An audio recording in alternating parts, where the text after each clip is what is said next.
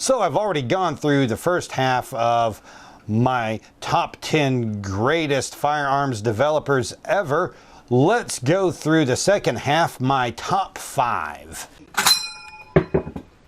At number 5, we have a tie, Mikhail Kalashnikov and Eugene Stoner.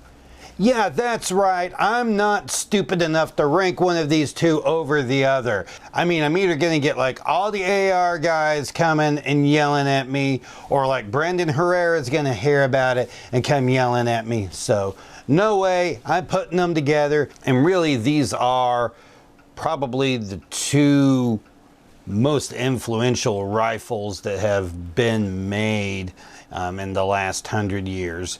So they kind of both need to go on here anyway. So let's go ahead and go chronologically here and start with Mikhail Kalashnikov. So in 1938, Kalashnikov was conscripted into the Red Army. Now, because of his small size and also because of the fact that he was really good at mechanical things, he became a tank mechanic and eventually worked his way up to a tank commander. In 1941, he was injured at the Battle of Bryansk and was hospitalized until 1942. While he was in the hospital, he heard other soldiers complaining about their rifles, just complaining about how unreliable and poor they were. And this is where he decided he was going to try to develop something better. And even though his first rifle wasn't accepted, they were still impressed with it, and he was assigned to where he was continuing to work on more rifles. In 1944, he developed a rifle that was influenced really heavily by the M1 Garand. This lost out to the SKS, but his design was taken, and this started a whole line of new rifles. And this is where the AK-47 came from, the automatic or Automat Kalashnikova 47 for the year that it was officially first developed. This became one of the most famous firearms ever. I mean, you cannot have watched Hollywood movies and not seen an AK-47 at some point. He also had the PK machine gun and the RPK light machine gun. As for Eugene Stoner, he started off working with aviation and aircraft equipment. But when he was working for the Fairchild Engine and Airplane Corporation, he was brought in to be the head of the Armalite division, which made firearms. Now, he developed a number of different prototype weapons through this time: the AR-3, AR-9, AR-11, and AR-12. The only real success they had at this point was the AR-5 survival rifle, which was picked up by the U.S. Air Force. But in 1955, Stoner finished his initial work on the AR-10, which was a select fire rifle in 7.62 by 51 NATO. Now, there is a lot of debate over why the AR-10 lost out to the M14. But sometime after that, the military started realizing that they were going to want to move to a different caliber and that they were going to want to move away from the 7.62 by 51. So this is where the AR-15 comes from, which was a derivative of that AR-10 designed in the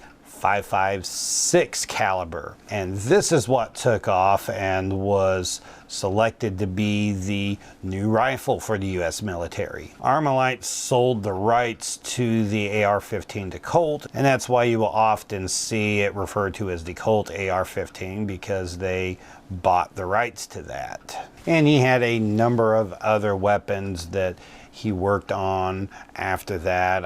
He was a consultant for Colt for a while and did a number of different things there. In 1990, Mikhail Kalashnikov and Eugene Stoner met for the first time, and both of these were obviously very familiar with the other's weapon, and really there was just a huge mutual respect that they had for each other, both being designers there, and despite there being a bit of a language barrier there, the two of them became good friends. So there's no reason that the AR people and the AK people can't be friends.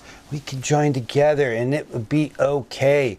We can like each other. Number 4 on my list is David Marshall Williams, also known as Carbine Williams, although he wasn't really known as that when he was developing the firearms. Now, if you want to talk about some crazy backstory to a person, this is a crazy story. Okay, so David Williams was just a problematic guy. He got expelled from school and started working at a blacksmith shop. He goes to join the Navy, saying that he was 17.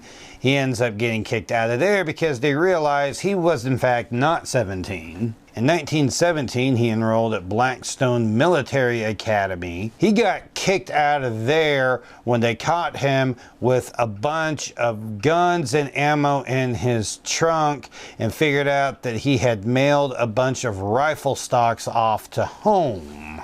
He was working after he got married at the Atlantic Coastline Railroad.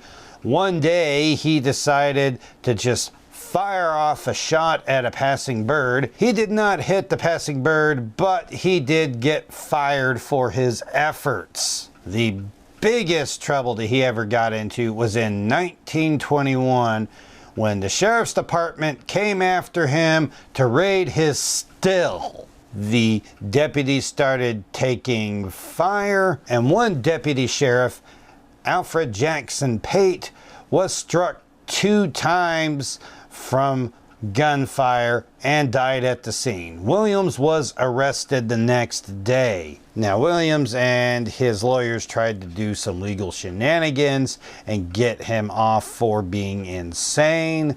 That did not work.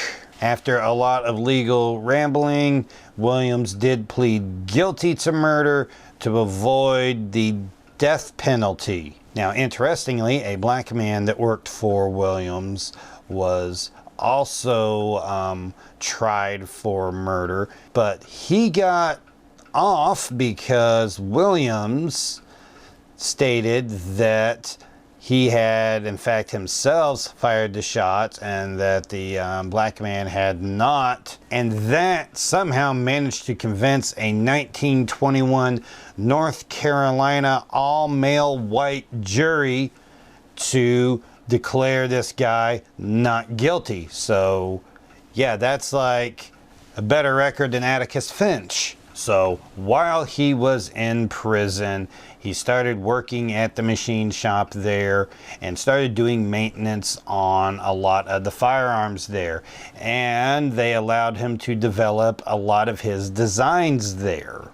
Meanwhile, his family manages to successfully get enough sympathy for him that they get him released early. So he ends up working for Colt, where he ends up developing some weapons for them. He reworks the Colt Ace pistol and makes the Colt Service Ace. This is done with him putting his floating chamber design into it. They had him redesign the .30 caliber Browning machine gun to be able to fire .22 rim fire ammunition for training purposes. And this is where Winchester picks him up, and this is really probably the most significant thing that he is known for, is while he was at Winchester. While he was there, they started working on reworking the M1 Garand, make it lighter and that it could potentially replace the M1 Garand as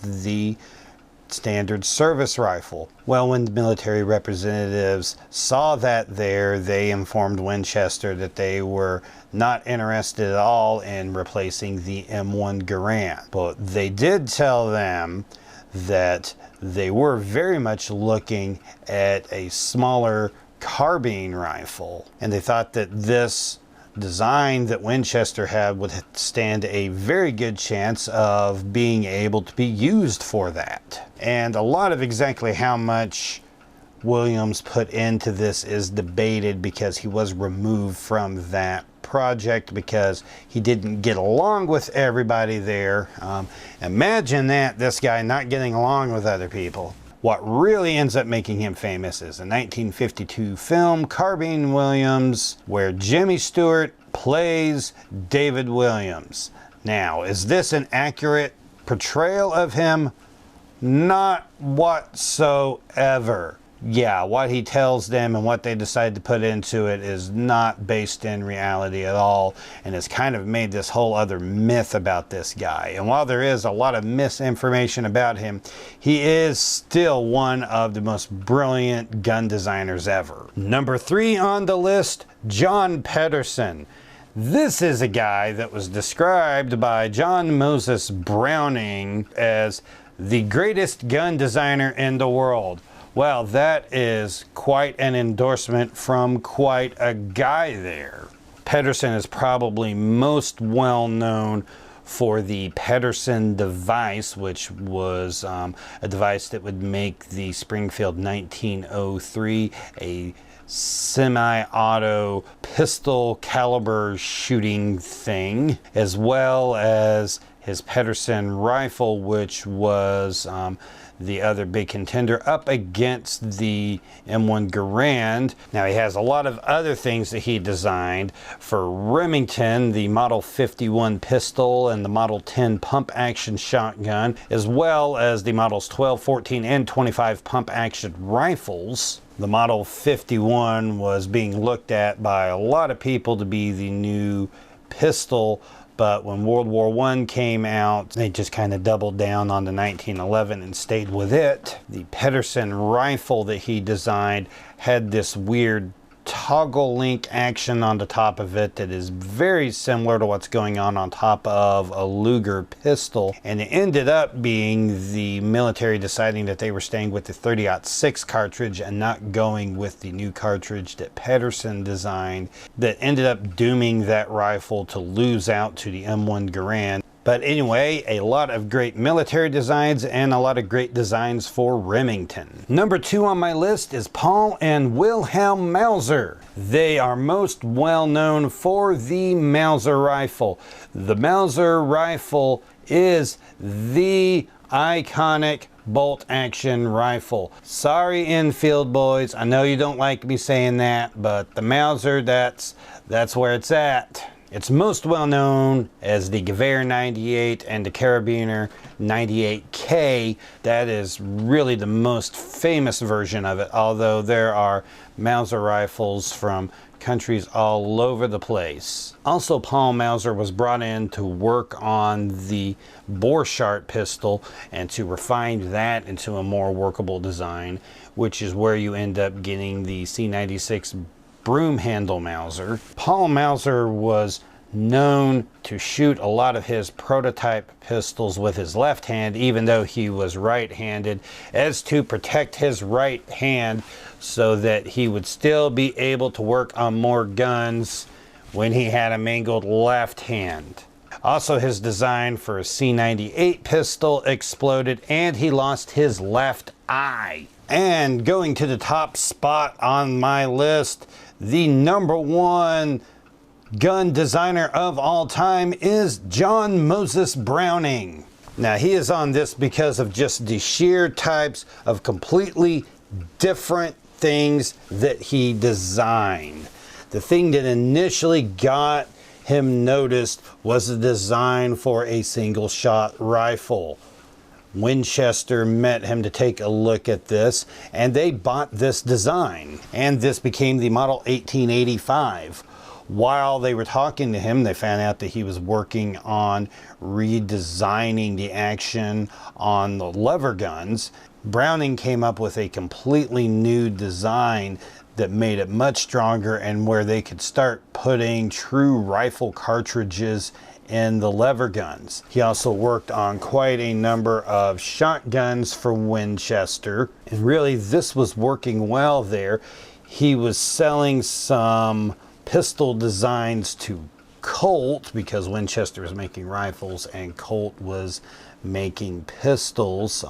He started a whole line of semi-auto pistols that he was working on that ended up developing into the 1911, which is one of the most famous handguns of all time. When he was talking with another company selling a design that Winchester and Colt were both not interested in, he was introduced to the idea of not being paid a lump sum for his designs, basically getting royalties for all the units sold. When he approached Winchester about doing this, they just flat out did not want to do it. He ended up having to go somewhere else to get his rifle designs sold to. He ended up hooking up with FN. FN had recently just expanded their production and had ended up losing the rights to the gun that they were going to be manufacturing as their main firearm. Ended up connecting with him, and he had a long time that he kept working with FN.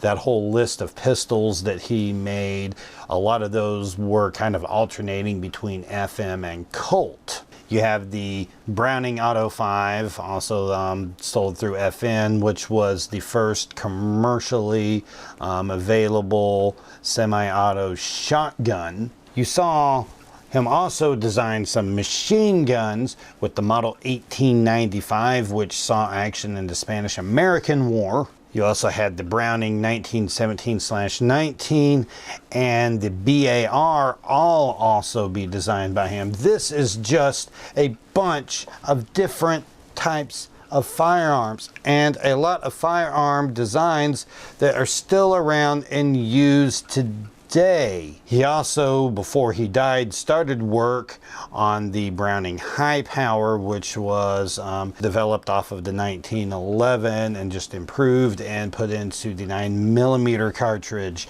This was completed by some others after his death. And so just the sheer number of different types of firearms that he has designed is why I am putting John Moses Browning as the greatest gun designer ever. So what do you think of my list? Well, leave your thoughts down in the comments. You can also tell me anyone that you think that I left off the list or anyone that shouldn't have been on this list. If you found this video useful, be sure to give it a thumbs up and a like. You can go down into the comment section and leave any thoughts you have down there. And if you're interested, you can also subscribe to my channel and click the little bell notification to make sure that you catch all the videos that I post so you don't miss anything. I'm Jeremy with Poindexter G, and we'll see you next time.